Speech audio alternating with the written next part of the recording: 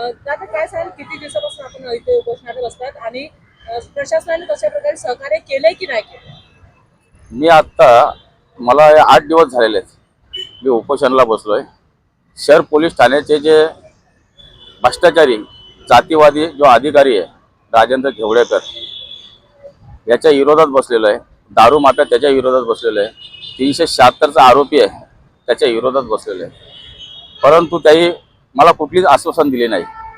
मला जे पाठिंबा देण्याकरता आलते अनेक संघटना आलत्या, त्या संघटनेने ठाकरे साहेबांजवळ जाऊन जे इथले सिनियर आहेत तर त्या ठाकरे साहेबांनी त्यांना माझा हा उपोषण मोडीत टाकावा किंवा मी या उपोषणाला बसावा नाही म्हणून ठाकरे साहेबांनी त्यांना चिकन मटन बिर्याणी कोलब्या सुरमई अशा पद्धतीने त्यांना जेवण घालायला घातला आणि सांगितलं माझी बाजू घ्या आणि याचा उपोषण उठवा।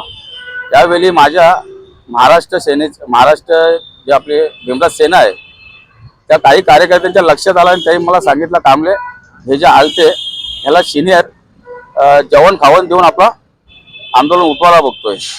आणि मग सिनियर त्या दिवशी आलते, त्यांचं ऐकून काही एक पत्र आणलं होतं लिहून तर मला 24 तास द्या।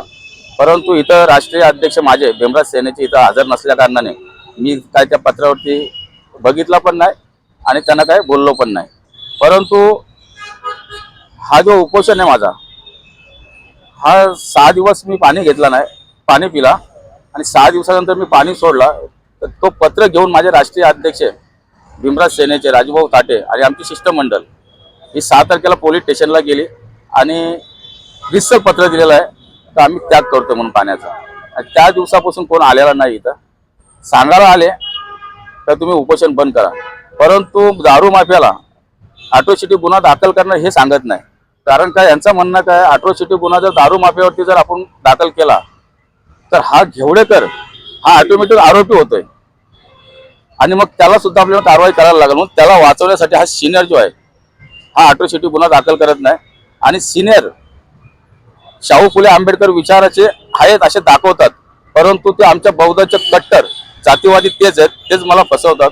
आणि ह्याच्या पुढे मला काय झाला तर ठाकरे साहेब हे जबाबदारी असतील आणि भीमराज सेना त्यांनाच एटीवरती पकडल जेणेकरून त्यांनीच आमच्या एक कार्यकर्त्याचा खून केलाय। दादा काय सांगाल, पाणीपत टॅग केलं अण्णासोबतच कशा प्रकारची आक्रमक भूमिका आहे, त्यांना काही बरं वाईट झालं जीवाचं कोण जबाबदार राहणार आहे? एकतर या महाराष्ट्रामध्ये जेव्हापासून देवेंद्र फडणवीस सरकार आलेलं आहे तेव्हापासून अशा प्रकारे आमच्या दलित समाजावर अन्याय अत्याचार होत आहेत। पनवेल या ठिकाणी यांचा गुन्हा काय होता तर फक्त त्या ठिकाणचे दारूचे धंदे बंद झाले पाहिजे, इथला वेश्या व्यवसाय बंद झाला पाहिजे, यासाठी यांनी ज्या कंप्लेंट केल्या त्याच्यावर कारवाई करायची सोडून उलट यांच्यावर खोटा चॅप्टर करतात, गुन्हे दाखल करतात।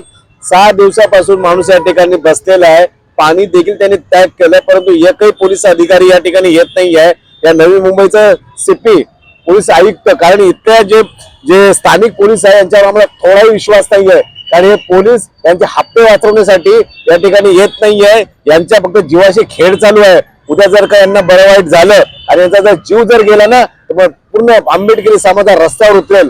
परंतु इथे जातीवादी पोलीस अधिकारी हे अत्यंत शांत बसून आमची वाट बघताय की आमच्या माणसाची तब्येत कधी खालावेल। त्यामुळे आम्ही भीमराज सेनेच्या वतीने त्यांना चेतावणी देते। इथला जो सीपी आहे भांबरे, तुम्हाला काय 8 दिवसामध्ये एकदाही टाइम नाही भेटला तुम्ही या ठिकाणी यायला? तुम्ही तुमचे हप्ते घेण्यामध्ये गोळ्या एकदम बिझी आहात का? अरे का माणसाचा जीव चाललाय, तो इथली न्याय व्यवस्था आणि इथे पोलीस प्रशासन चांगलं राहायला पाहिजे म्हणून तो काम करतो, पण तो आमच्यासारख्या भीमसैनिकाला तुम्ही अशा प्रकारे अटकवताय। आम्ही तुमच्या ठिकाणी जाहीर निषेध करतो। महाराष्ट्रामध्ये संबंध ज्या ज्या ठिकाणी अॅट्रॉसिटी ऍक्टनुसार गुन्हा दाखल होतो त्या ठिकाणी हे लोक खोटे गुन्हे दाखल करतात आणि आमच्या भीमसैनिकाला नामोहरम करण्याचा प्रयत्न करतात। परंतु आम्ही आता शांत बसताना पुन्हा महाराष्ट्रातील ज्या ज्या ठिकाणी असे खोटे गुन्हे झाले असतील त्या सगळ्यांनी पनवेल या ठिकाणी महामानव डॉक्टर बाबासाहेब आंबेडकर यांच्या ठिकाणी उपस्थित राहावं आणि आता मोठं जन आंदोलन करण्याची गरज आहे। आम्ही आता शांत बसताना घेतल्या जात नाहीये, कारण इथल्या प्रशासनाला वाटतं की आमचा जीव हा काही मोलाचा नाही आहे। इथलं प्रशासन फक्त हक्क घेण्यामध्ये गुंग आहे, कारण ही पनवेल नगरी वेश्या व्यवसाय आणि बारसाठी प्रसिद्ध आहे आणि हे सर्व या पोलिसांच्या प्रशासनाच्या देखरेखीखाली होतं, म्हणून हे प्रशासन इथे येत नाही। कारण यांना सरकारचा पगार पूर्ण पडत नाही, यांना हप्ते घ्यायची सवय पडलेली आहे, त्यामुळे हे आमच्याकडे येणार नाही. यांचा जीव जर गेला नाही, काय झालं तर आम्ही आता काय शांत बसणार नाही आहोत.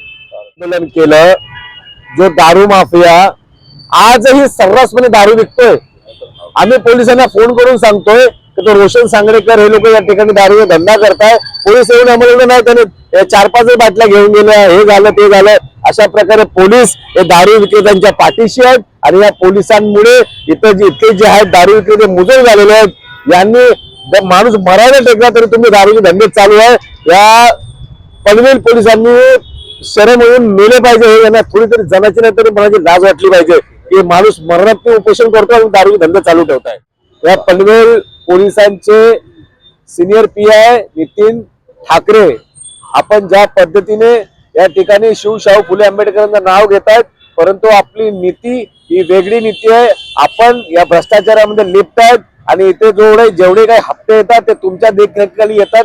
त्यामुळे यास आपण जबाबदार आहेत आणि नितीन ठाकरे यांचंच हे षडयंत्र आहे. त्यांना देखील या गुन्ह्यामध्ये सह आरोपी करण्यात यावे ही आमची मागणी आहे.